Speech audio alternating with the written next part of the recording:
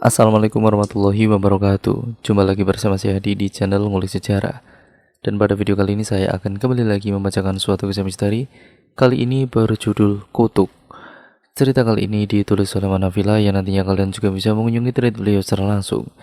Ya teman-teman, untuk kalian yang belum subscribe channel ini, subscribe ya teman-teman. Dan jangan lupa nyalakan tombol lonceng notifikasinya agar kalian tidak ketinggalan video terbaru selanjutnya dari channel ini.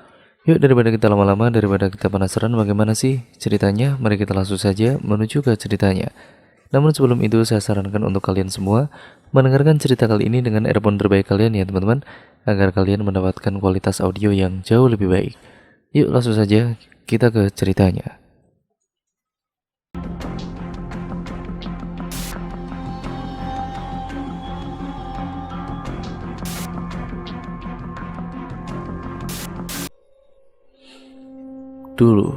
Dulu sekali, aku mempunyai keluarga, ayah dan ibu, tapi itu dulu. Aku diberikan kasih sayang yang berlimpah seperti anak normal lainnya.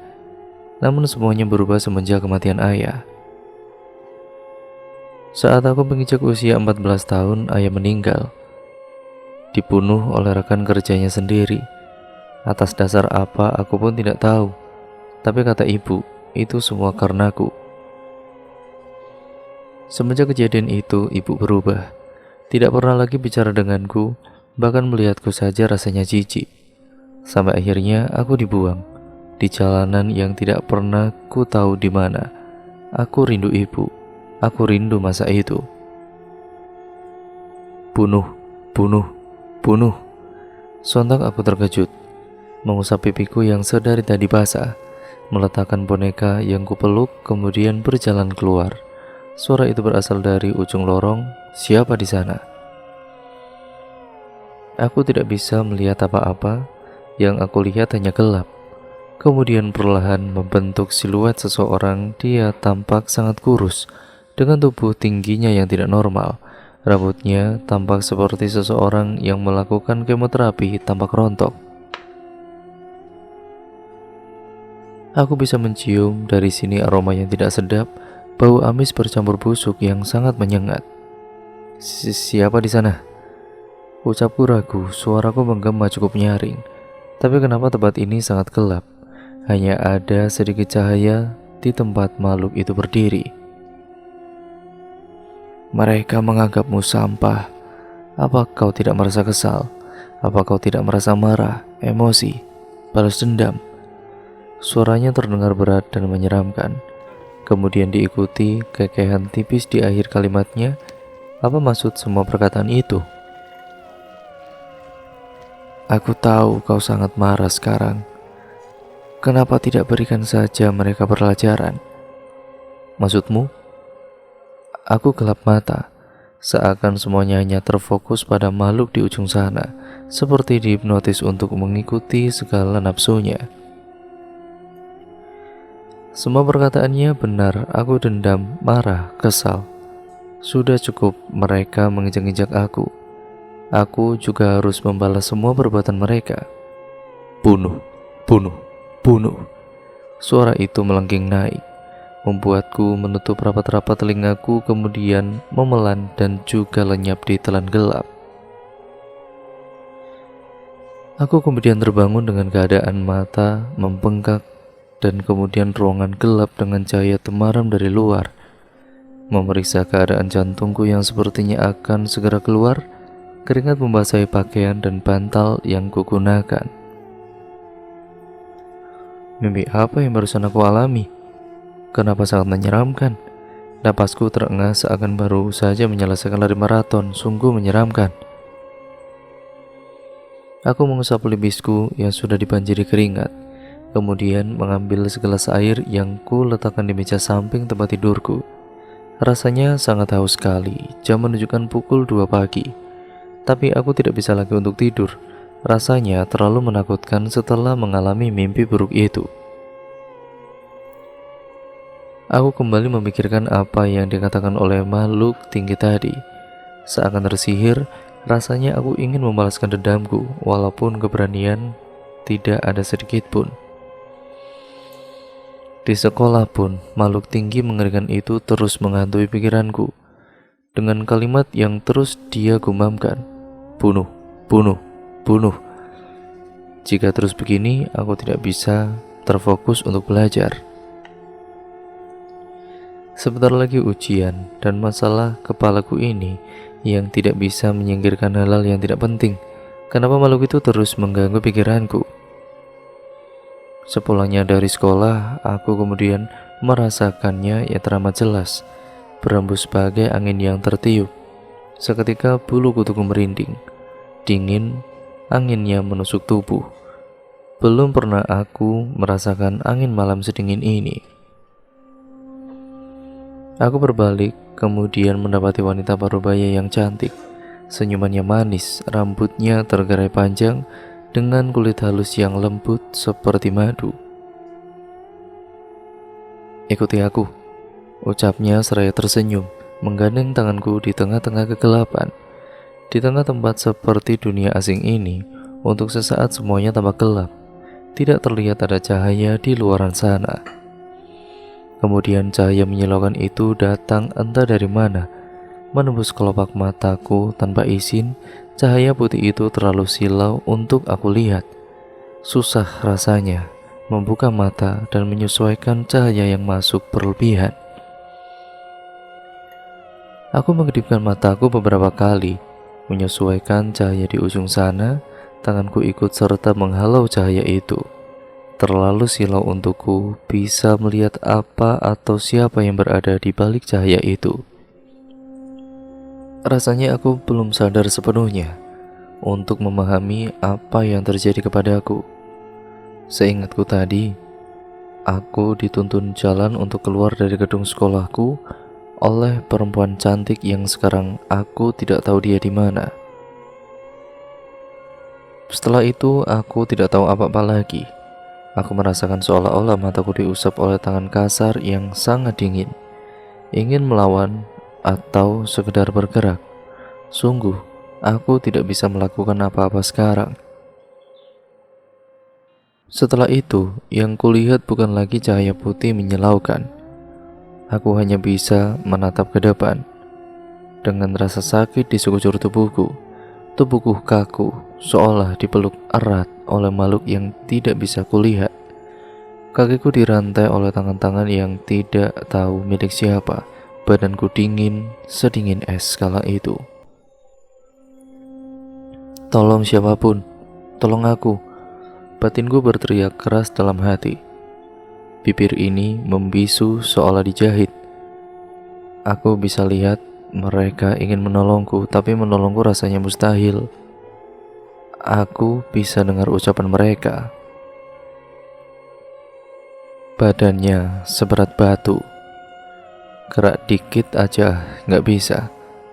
Telepon polisi aja cepat. Mataku kembali mengeluarkan bulir hangat. Pori-poriku mengeluarkan keringat dingin yang membasahi seluruh tubuhku. Pikiranku sudah tidak karuan. Bagaimana jika ini hari kematianku? Bagaimana jika aku tidak bisa diselamatkan? Maka tamatlah riwayatku. Ada tangan yang rasanya bergerak naik, kemudian mencengkram erat leherku. Kukunya seolah menancap di dagingku, bersatu dengan itu tidak ingin melepasku sedetik saja. Trak! Entah sudah berapa kali aku merasakan ini. Sakit, sangat sakit. Bisakah kau biarkan saja aku mati tanpa siksaan menyakitkan ini? Untuk kedua kalinya leherku dipatahkan, lagi dan lagi. Dan seketika, aku mengalami mati rasa di seluruh tubuh. Kehilangan semua gerakan tubuh akibat itu. Aku bisa melihat makhluk itu tersenyum di atas kepalaku. Bukan, mungkin lebih mirip seringai mengerikan seolah senang apa yang telah dia lakukan. Aku bisa mendengar suara orang-orang yang berhenti melihatku, seolah merasakan juga apa yang kurasakan, dan rasa takut yang tidak terbendung itu terlihat sangat jelas. Makhluk itu berdiri di antara kerumunan, menatap lekat ke arahku dengan tubuh hitam tinggi seolah asap yang diberi mata dan mulut. menyeringai jelas di ujung mataku. Ya, aku seakan-akan disetir agar bunuh diri, entah apa yang ada di pikiranku. Untungnya ada yang menolongku. Hampir saja tubuhku menghantam beton di bawah sana. Aku mungkin lebih buruk jika saja tidak ada tangan-tangan di sekitarku yang sedari tadi melihat. Dengan sigap menggenggam kuat tanganku, menarikku perlahan menjauh dari pinggir jembatan. Aku terbujur kaku sekarang. Di atas tempat tidur, ruangan putih dengan bau obat-obatan khas rumah sakit. Tirai abu-abu di hadapanku tertutup rapat. Yang aku pikirkan sekarang adalah aku sanggup untuk bertahan hidup. Ya, sedangkan membayar rumah sakit saja, aku tidak bisa. Terdengar suara ketukan pintu yang memenuhi ruangan. Selamat siang, Alana. Maaf, saya harus memberikan kabar buruk. Saya harap kamu tetap tegar dengan apa yang terjadi ya. Saya yakin kamu kuat, ucapnya. Dia tampak ragu untuk mengatakan kabar buruk itu. Terlihat dia menggigit bibir bawahnya dengan pupil yang bergetar. Aku hanya bisa pasrah akan hal itu. Rasanya hatiku hancur. Air mata itu tidak lagi bisa aku bendung, menetes keluar dari ujung mataku. Dokter cantik itu mengulurkan tangannya mengusap pelan pipiku yang telah basah. Kamu harus kuat. Saya yakin kamu pasti bisa, ujarnya dengan senyum tulus. Kuharap, batinku. Aku merasa jatuh ke dalam jurang yang sangat gelap. Terpuruk, rasanya sakit. Sesulit itu untuk aku berdiri sendiri, terpenjara dalam gelap. Terlalu larut dalam rasa takut, cemas, rasa yang tidak karuan itu terus mengganjal, membuatku semakin frustasi. Kurasakan makhluk itu memperhatikanku dengan tatapan mengintimidasi, tajam dan jahat. Seringai itu semakin menunjukkan niatnya yang buruk terhadapku. Perlahan namun pasti dia mendekat, bukan dengan melayang, berjalan, loncat atau apapun itu, tapi lebih mirip bayangan yang bergerak tanpa tuan. Dia berhenti tepat di sampingku. Rasa takut itu menyelimuti seluruh tubuhku. Aku tidak tahu harus berbuat apa. Melarikan diri? Mustahil. Mungkin aku akan lebih dulu mati. Apa yang diinginkan makhluk ini dariku? Batinku.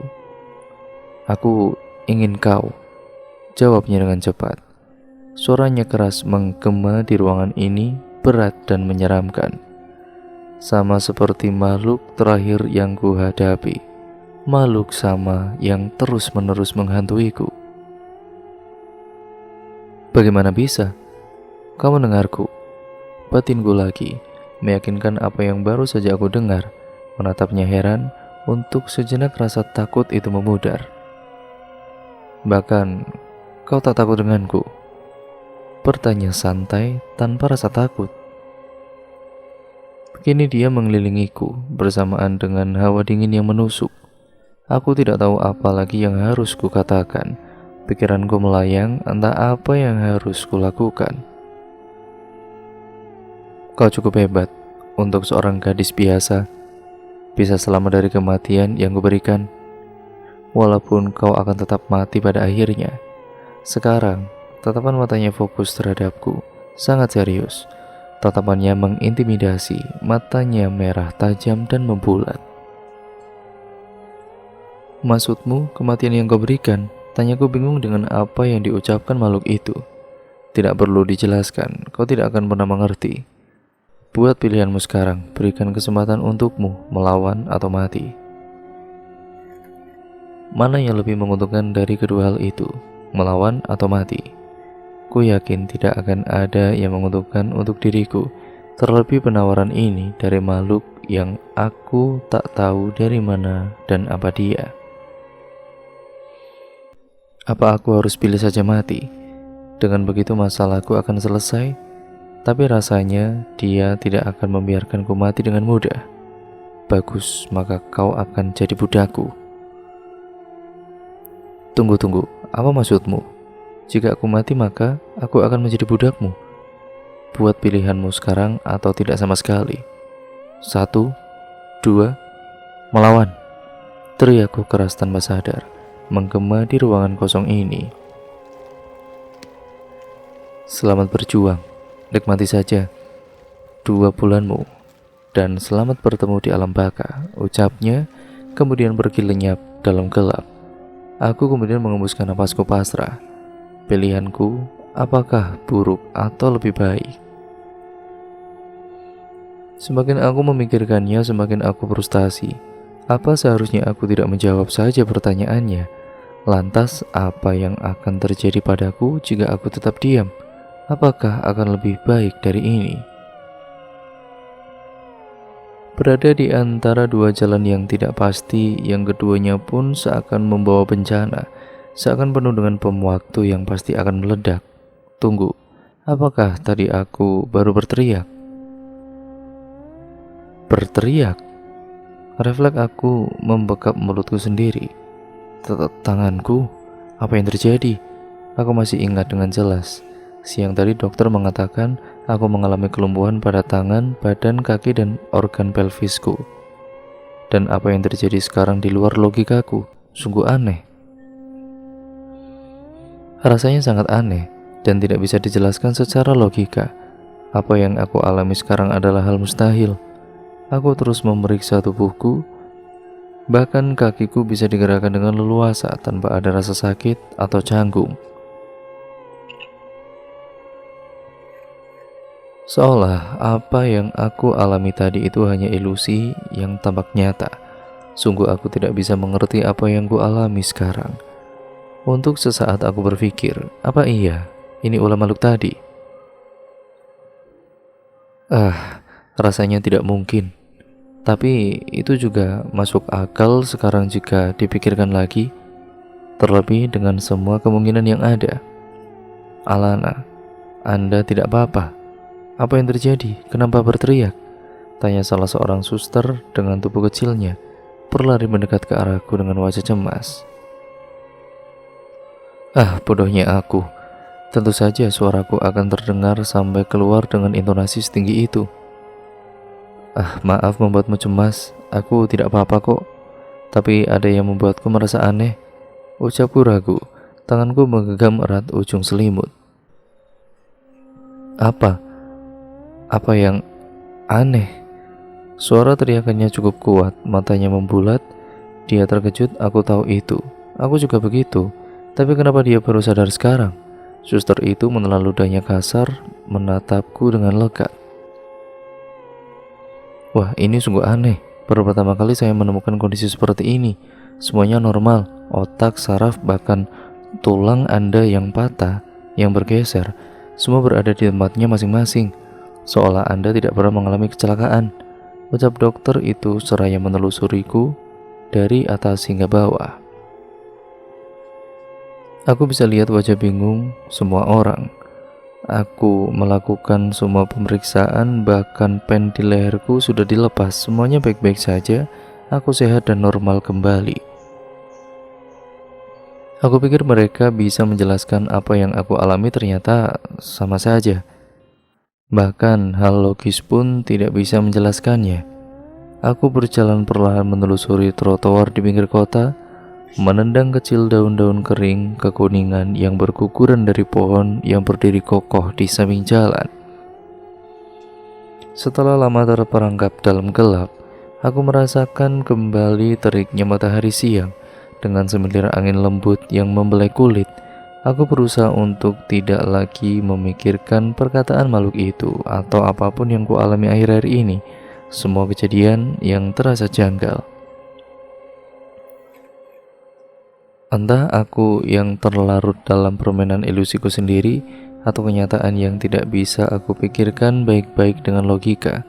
Tapi kejadian kali ini, yang terakhir itu membuatku benar-benar berpikir. Mungkin saja yang selama ini ku alami murni kenyataan, bukan campur tangan ilusi di otakku. Dan 2 bulan yang dimaksud makhluk itu, apa yang akan terjadi? Apakah ini ada hubungannya dengan jawabanku tempo hari? Apa yang harus aku lawan? Ngomong-ngomong tentang makhluk itu, dia tidak lagi mendatangiku 2 hari terakhir ini. Aku bersyukur akan itu. Ku harap dia tidak lagi muncul di hadapanku. Esok, aku harus memulai lagi kehidupan di sekolahku. Bertemu dengan orang-orang yang membenciku, bertemu dengan para pembuli itu. Aku kemudian memasukkan kedua tanganku ke saku celana, mengembuskan napas kasar. Memikirkannya saja sudah membuatku kesal. Pagi ini kelas sudah ramai. Beredar tentang Amira yang ternyata menipu teman-temannya. Ia mengaku anak dari orang kaya raya, namun itu hanya alibinya saja agar terkenal di sekolah. Aku pun tidak begitu peduli dengan kabar itu. Entah kebenarannya bagaimana, aku tidak tahu. Sampai akhirnya aku melihat sendiri bagaimana Amira menuntut ayahnya sendiri agar bisa mencukupi segala kebutuhannya. Lelaki tua itu tambah kesal. Wajahnya sudah cukup mengatakan dia lelah, bahkan sangat lelah. Ditambah persoalan keluarga yang semakin rumit. Ekonomi mereka sudah ambruk. Bisakah dia tenang sedikit saja? Bahkan untuk makan saja susah. Ditambah lagi dengan anaknya yang terus menuntut ini itu. Emang ayah ini pikir semua kesalahan siapa? Siapa yang bikin kita bangkrut? Ayah. Ayah sendiri yang bikin beban keluarga. Kalau ayah gak bodoh dan ngebunuh kolega ayah sendiri, apa kita bakalan bangkrut kayak gini? Nada bicara gadis bernama Amira itu semakin meninggi. Dagunya sedikit naik, seolah menantang lelaki parubaya di hadapannya. Bibirnya sedikit bergetar, tapi itu saja tidak membuat nyalinya menciut. Lelaki itu hanya menatap nanar lantai dingin yang dipijak olehnya, berusaha menguasai emosinya yang sekarang sudah semakin memanas. Diam, kerjaan kamu cuma bisa nyalain orang. Kamu seharusnya sadar diri.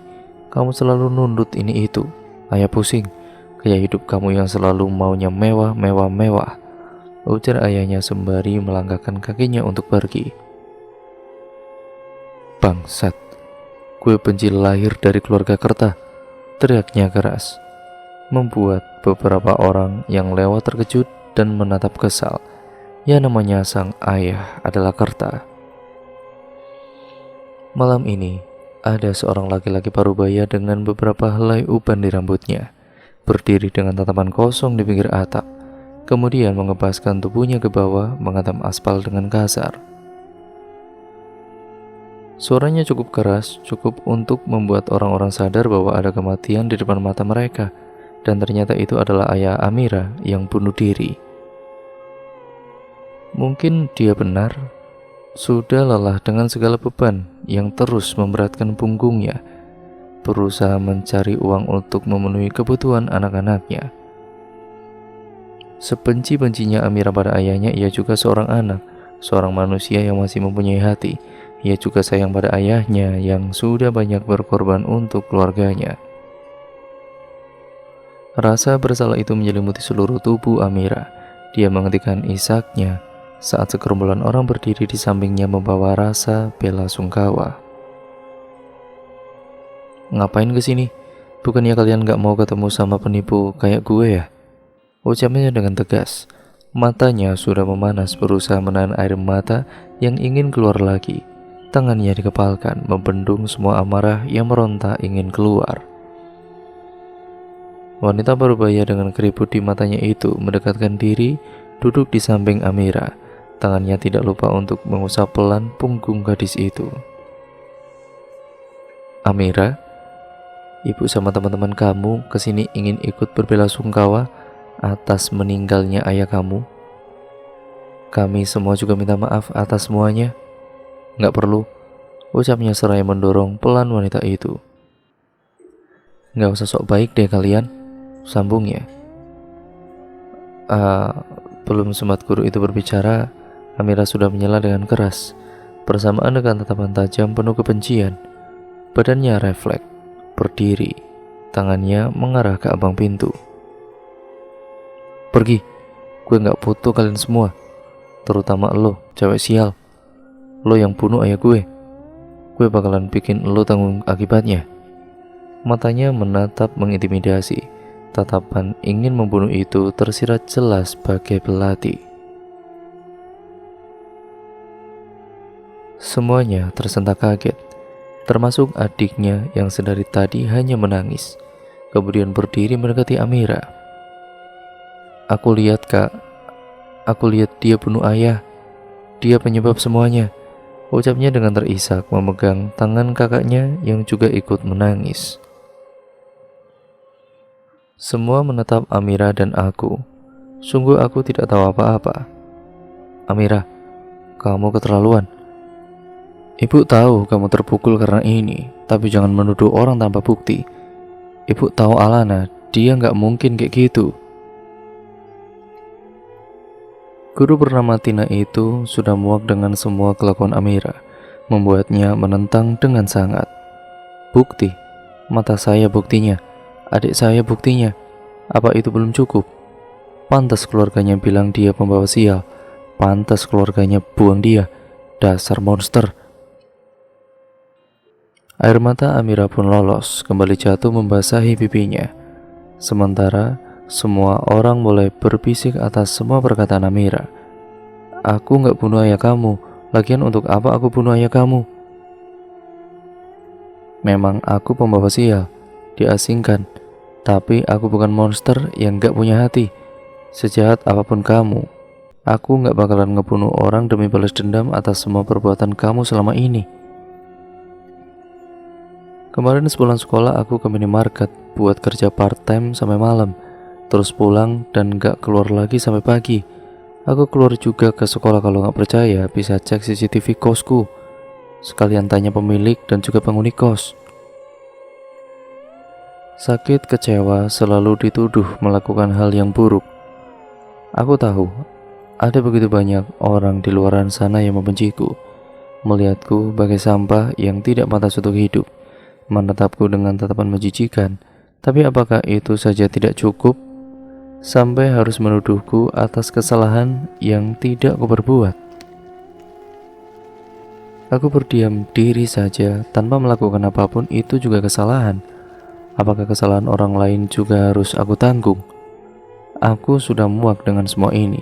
Hidup hanya untuk dicaci maki. Suaraku tertahan di tenggorokan, tenggelam dengan suara tangisanku sendiri. Kenapa Tuhan hanya bersikap tidak adil kepadaku? Apa semua ini belum cukup untuk membuktikan bahwa aku tidak mampu? Terlalu banyak duri yang sudah aku lewati, tapi itu pun tidak cukup untuk sampai ke nirwana yang aku dambakan. Aku menatap nanar jalan ramai di depan sana. Bahkan sekarang aku pun seolah tidak tampak. Aku hanya manusia tanpa wujud yang tidak pernah dianggap.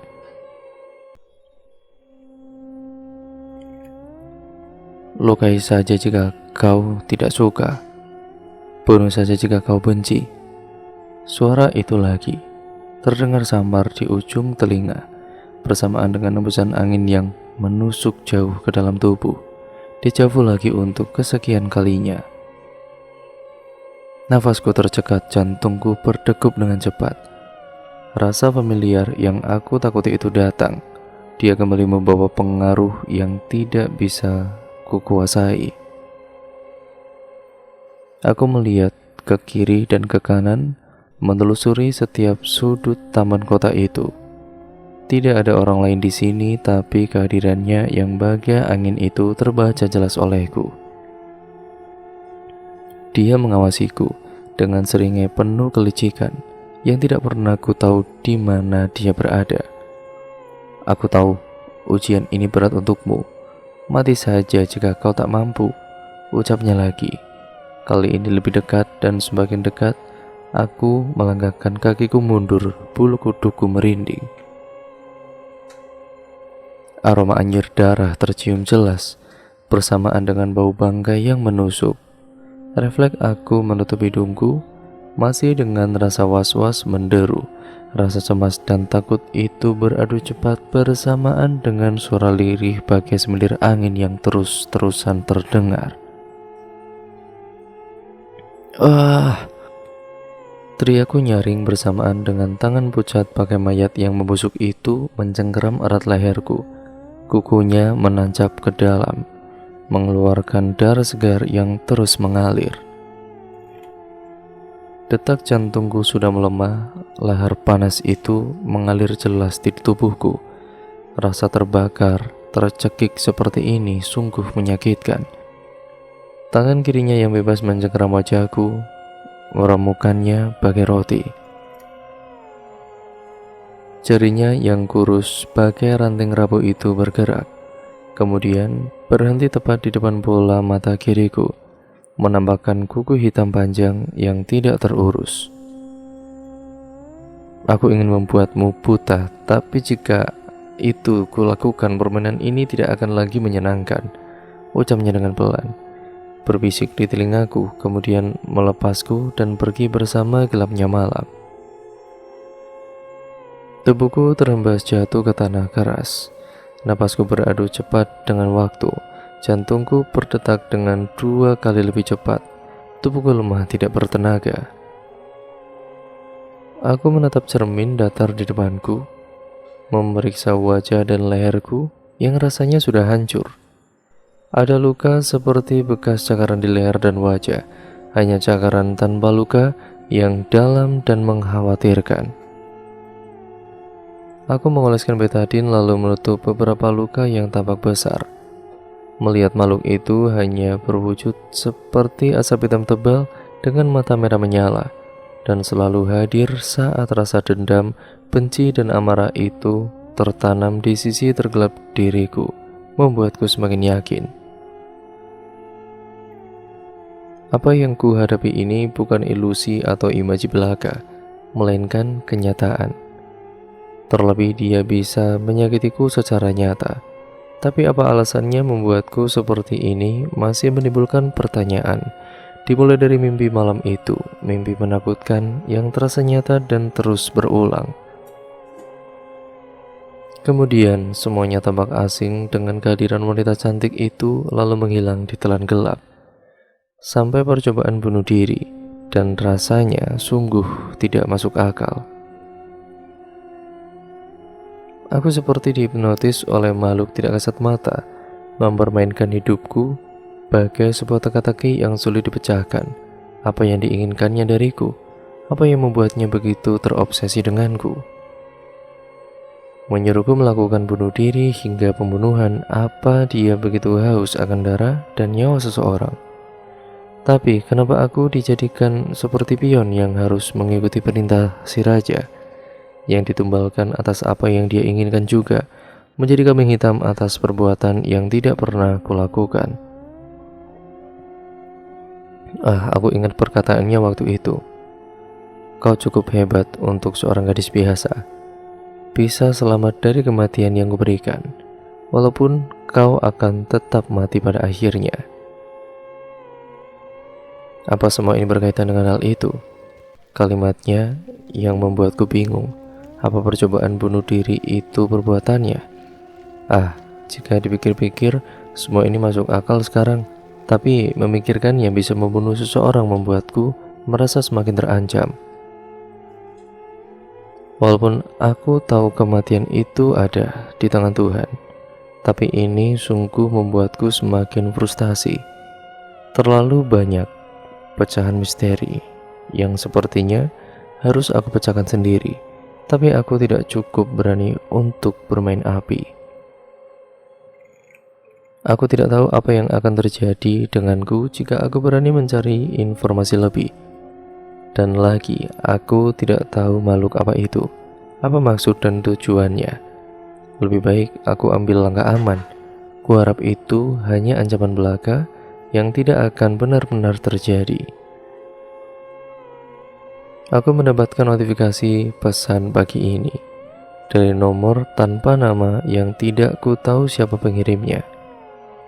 Dia menambahkan sebuah kalimat tidak asing di akhir pesannya. bersama senja di ufuk barat, di bawah bangunan tempat memori kita berulang. Aku mengerutkan keningku sekali lagi. Sungguh kalimat itu sangat tidak asing di telingaku. Otakku berputar, pikiranku mengelilingi kalimat itu, berusaha keras mengingat siapa yang mengirim pesan tersebut dengan kalimat akhir yang terasa familiar. Pengirim pesan di ujung sana menyuruhku menemuinya dengan alasan ingin berbicara sesuatu yang dianggap penting. Aku masih berkutat dengan ponselku di meja belajar ini. Dia tidak memberitahu kapan dan di mana aku harus menemuinya. Hanya ada kalimat tidak asing itu di akhir. Bibirku terus menggumamkan kalimat itu dengan jariku yang mengetuk secara bersamaan di atas meja. Aku ingat sekarang.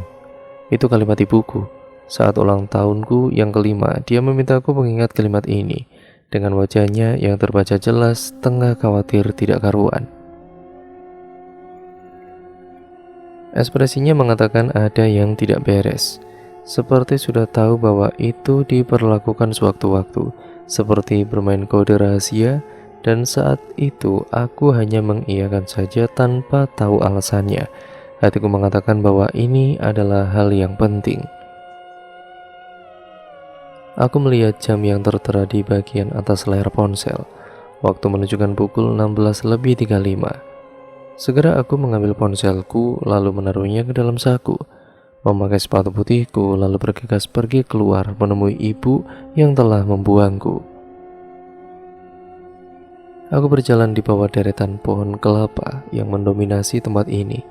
Dengan anginnya yang mengembus kuat, rambutku sudah cukup untuk dikatakan berantakan karena ulah angin itu yang tanpa henti meniupnya. Matahari sudah mulai turun di ujung sana, menampakkan rona wajahnya yang kemerahan bersamaan dengan retina mataku yang menangkap wanita parubaya berdiri di bawah mercusuar. Pandangannya tidak teralihkan sedikit pun dari senja yang selalu tampak indah. Aku menghampirinya, menatap punggungnya yang tegap, rambutnya yang hitam dan aroma mawar yang lembut itu tercium jelas olehku. Ibu, sapaku ragu. Apa benar dia ibuku, pengirim pesan tanpa nama itu? Dia membalikkan badannya dengan wajahnya yang tanpa senyum, masih dengan dendam dan amarah yang terlihat jelas. Dengan rasa tidak peduli dia menggerakkan sedikit kepalanya ke kanan, mengarahkanku untuk mendekat.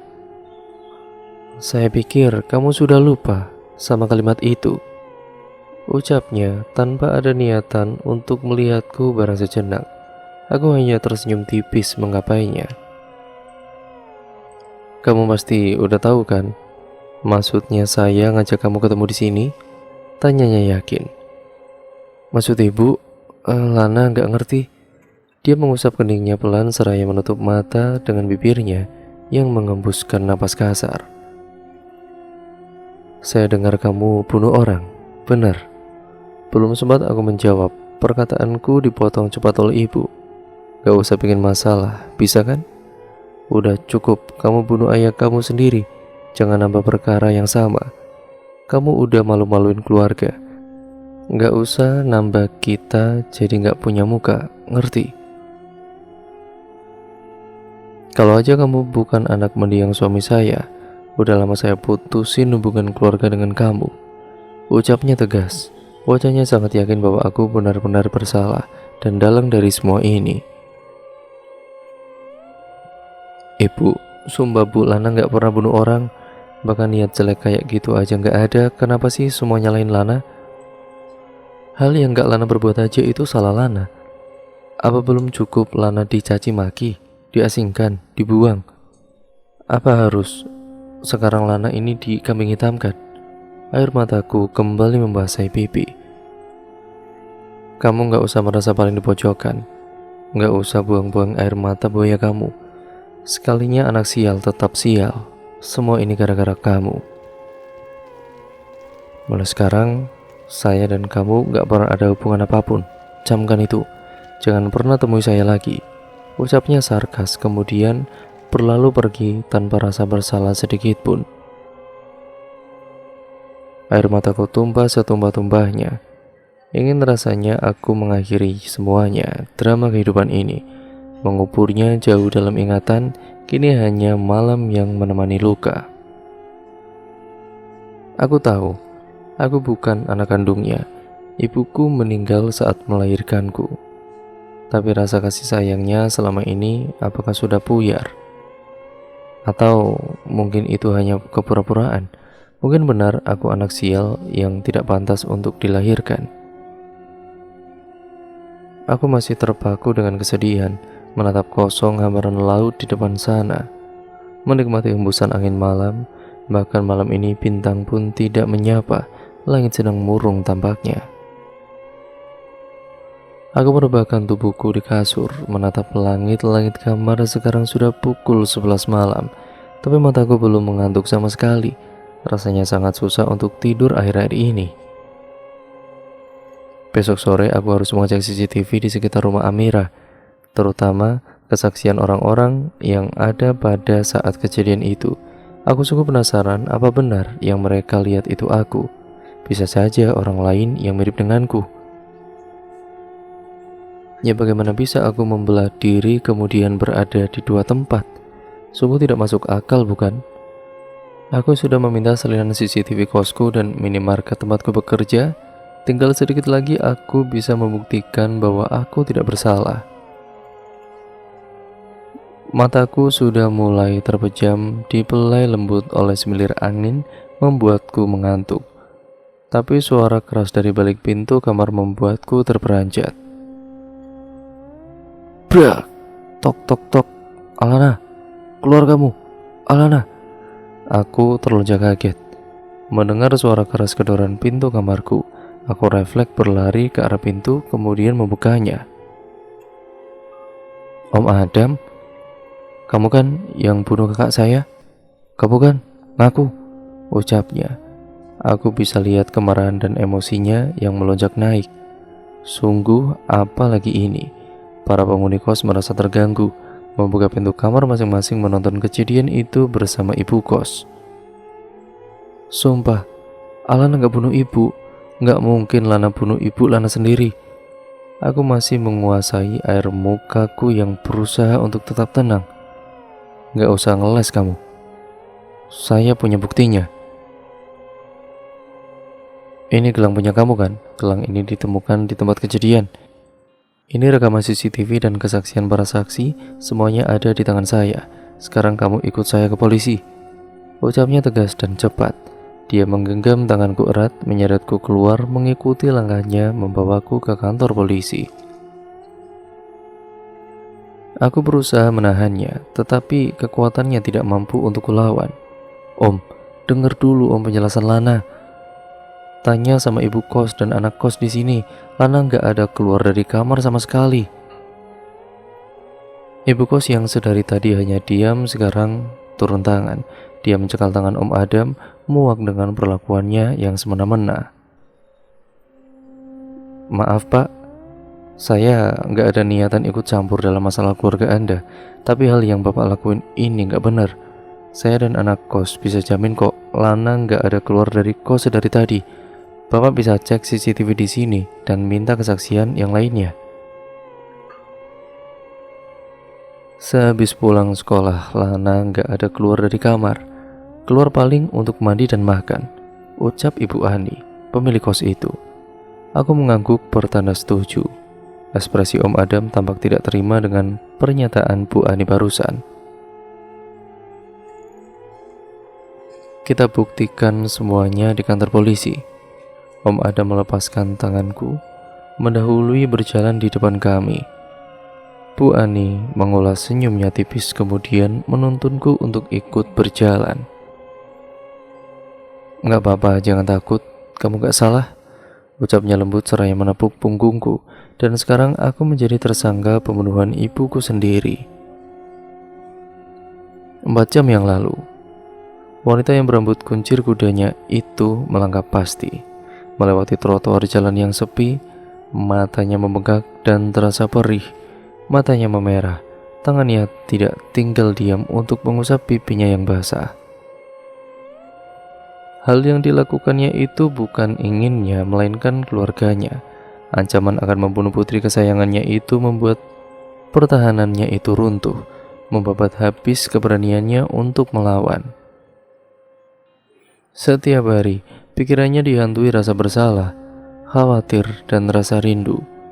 Tangisnya semakin menjadi mengingat perbuatannya beberapa jam yang lalu, membuat putri yang dibesarkannya dengan kasih sayang melawan rasa egonya untuk bersama, yang dia pikirkan hanya keselamatan putrinya. Wanita itu menatap nanar bangunan kokoh di hadapannya, yang membawa aura kelam penuh kekejian. Ini bukan rumah, tapi layak untuk dikatakan penjara, yang bahkan tikus pun tidak sanggup untuk tinggal di sana. Wanita bernama Aisyah itu masuk dengan wajah lesu, melangkahkan kakinya menaiki tangga, namun dicegat oleh lelaki berambut putih yang bahkan tidak sanggup lagi untuk berjalan. Dia duduk di kursi roda menatap lekat Aisyah dengan wajah keriputnya. "Sudah, lakukan apa yang kuperintahkan." Dia hanya mengangguk bertanda mengiyakan. "Apa yang kau tangisi? Seharusnya itu kau tahu, itu tidak perlu. Aku saja mengorbankan anakku sendiri. Sudahlah, pergi dari hadapanku. Jangan lupa besok kau harus bawa bawaan barang pesananku," ucapnya tegas sembari pergi menjauh. Wanita itu terduduk lemas, dia hanya jadi budak keluarga Sanjana. Hidup lelaki tua itu hanya penuh dengan nafsu akan uang. Apapun dia akan lakukan, bahkan keluarganya pun dia korbankan. "Apa maumu?" Ia memberanikan diri, meski takut itu menyelimuti. Sekali saja ia ingin melawan, sekali saja ia ingin lepas dari jeratan rantai yang membelenggu. "Apa mauku? Kau mati," ucapnya nyaring. Intonasinya meninggi, bahkan mampu untuk membuat telinga seseorang tuli. "Bunuh aku jika itu kemauan tuanmu, tapi jangan sentuh anakku." Ia tetap konsisten dengan pilihannya. Keselamatan putrinya menjadi prioritas utama. "Setan, Kalan, maafkan ibu." Dar! Suara pelatuk itu menggema dengan darah yang mengalir pakai air. Di bangunan sepi tanpa saksi, sebuah tragedi yang berjalan singkat. Tanpa tahu itu semua adalah konspirasi, wanita itu merasakan sakit, napasnya terasa tercekat, penglihatannya semakin buram, tubuhnya tidak lagi mampu untuk bertahan. Dan cerita pun akhirnya bersambung ke part yang selanjutnya ya teman-teman. Terima kasih untuk kalian semua yang sudah menyimak video kali ini. Jangan lupa like, comment, dan share, dan subscribe untuk kalian yang belum, nyalakan tombol lonceng notifikasinya agar kalian tidak ketinggalan video terbaru selanjutnya dari channel ini. Karena cerita ini akan memasuki part yang kedua, jadi nantikan di video yang selanjutnya ya teman-teman. Sekian, terima kasih, kurang lebihnya mohon maaf. Video ini saya akhiri. Wassalamualaikum warahmatullahi wabarakatuh.